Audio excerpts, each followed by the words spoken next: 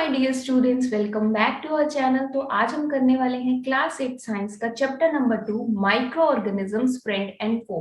बच्चे, इस चैप्टर में हम पढ़ेंगे what are micro organisms and are they our friends और दे आर आवर एनिमी। तो चलिए स्टार्ट करते हैं।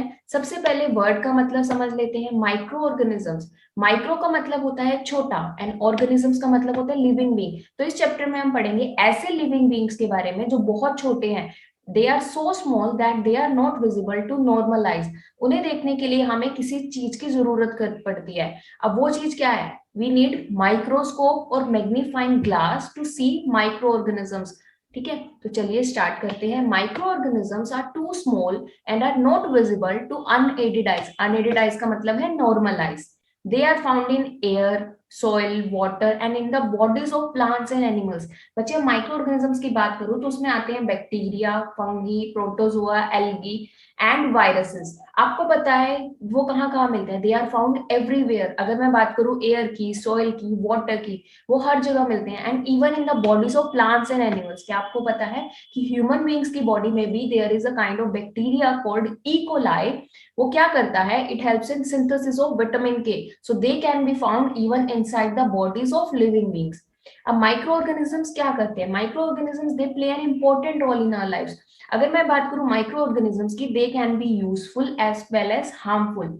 वो हमारी लाइफ में यूजफुल भी होते हैं और हार्मफुल भी होते हैं। अब आप हैरान हो जाओगे कि how they can be useful, but there are so many uses of micro organism. जैसे आपको पता है अगर हम कर्ड खाते हैं तो उसमें माइक्रो ऑर्गेनिजम्स होते हैं, उसमें बैक्टीरिया होता है, उसका नाम होता है लैक्टोबैसिलस बैक्टीरिया।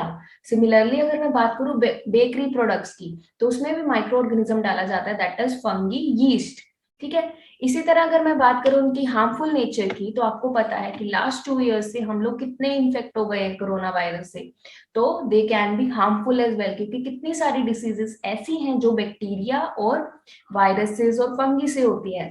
ठीक है, some microorganisms can fix nitrogen from air in soil and increase the soil fertility। बच्चे, यूजफुलनेस है माइक्रो ऑर्गेनिजम्स की कि कुछ बैक्टीरिया ऐसे होते हैं जो नाइट्रोजन फिक्स करते हैं सोइल से। ठीक है, ultimately they will increase the soil fertility. तो अभी मैं आपको पिक्चर्स दिखा देती हूँ। These are some pictures of micro organisms. इसमें आपको बैक्टीरिया दिख जाएगा, वायरस दिख जाएगा, and this is red blood cells. Red blood cells के साथ यहाँ पे आपको दिख रहा है जो दिस इज बैक्टीरिया। ठीक है, इस चैप्टर को हम डिटेल में पढ़ेंगे। अभी मैं आपको सिर्फ ब्रीफ इंट्रोडक्शन दे रही हूँ कि इस चैप्टर में हम क्या क्या पढ़ने वाले हैं। अब देख लेते हैं माइंड मैप्स की इस चैप्टर को पूरा हम क्या क्या पढ़ेंगे। सबसे पहले मैं आपको बताऊंगी व्हाट आर माइक्रो ऑर्गेनिजम्स। आपको आइडिया लग चुका है माइक्रो ऑर्गेनिजम्स क्या होते हैं। अब micro organisms they are of 4 category, mainly 4 category के होते हैं। Fifth category is viruses, but उसको हम इन चारों से अलग रखते हैं। अलग क्यों रखते हैं ये भी मैं आपको समझा दूंगी। First is bacteria, second is fungi, third is protozoa, fourth is algae, और फिफ्थ कैटेगरी आपको पता है वायरसेस होती है, जो इन चारों से डिफरेंट है। इस चैप्टर में हम और क्या पढ़ने वाले हैं? इस चैप्टर में हम पढ़ेंगे uses of micro organisms and harmful effects of microbes. ठीक है बच्चे, माइक्रोब्स का मतलब ही माइक्रो ऑर्गेनिजम्स ही है, कंफ्यूज नहीं होना।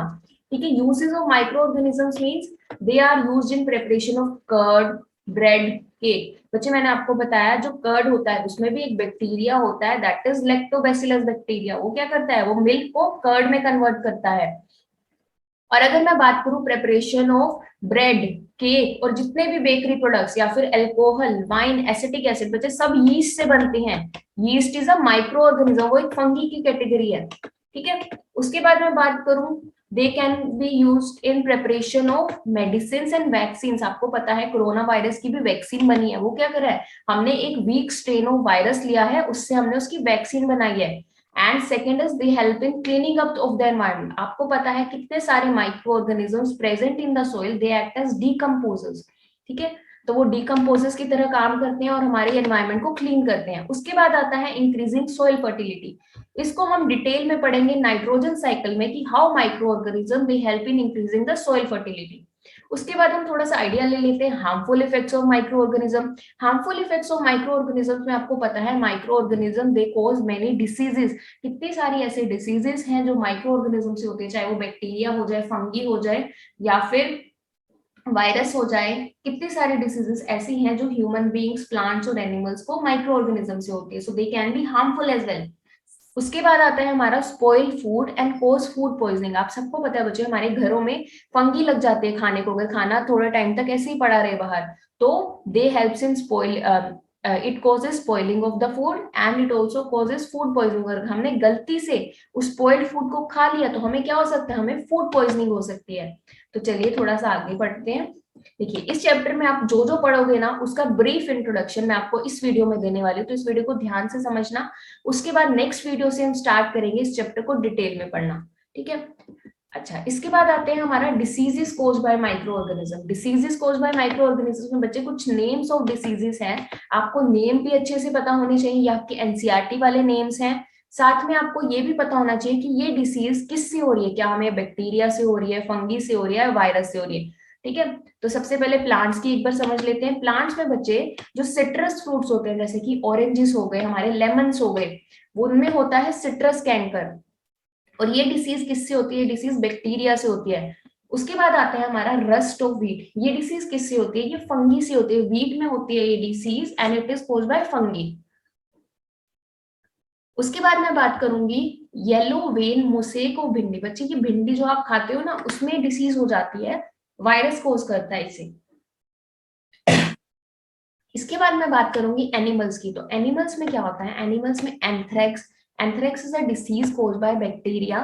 Foot and mouth disease in kettles, ये किससे होती है, वायरस। जो कैटल्स हैं उसमें फुट एंड माउथ डिसीज हो जाती है, वो वायरस से होती है।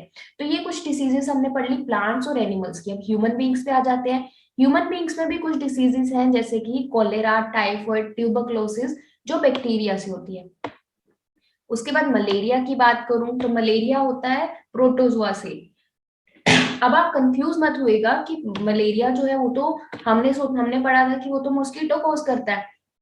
तो मैं आपको बता दूं, जो मॉस्किटो है it is only the carrier of disease, वो सिर्फ कैरी करता है। अल्टीमेटली जो मलेरिया होता है वो प्रोटोजोआ से होता है। और अगर मैं बात करूं hepatitis A, chicken pox, polio, measles, आपने इन सभी डिसीजेस के नेम सुने हुए होंगे, तो ये किससे होती है, ये वायरस से होती है। तो आपको एक आइडिया लग चुका है कि इस चैप्टर में हम क्या क्या पढ़ने वाले हैं। जो फंगी है वो फूड पॉइजनिंग और रिंग वॉर्म करती है, एथलीट्स फीट, ठीक है। ये सब क्या डिसीज है, फंगी से होती है। अच्छा, इसके बाद हम डिटेल में पढ़ेंगे ये चैप्टर। तो अगर आपको ये वीडियो पसंद आई हो तो please do like, subscribe and share to this channel. See you next time, bye.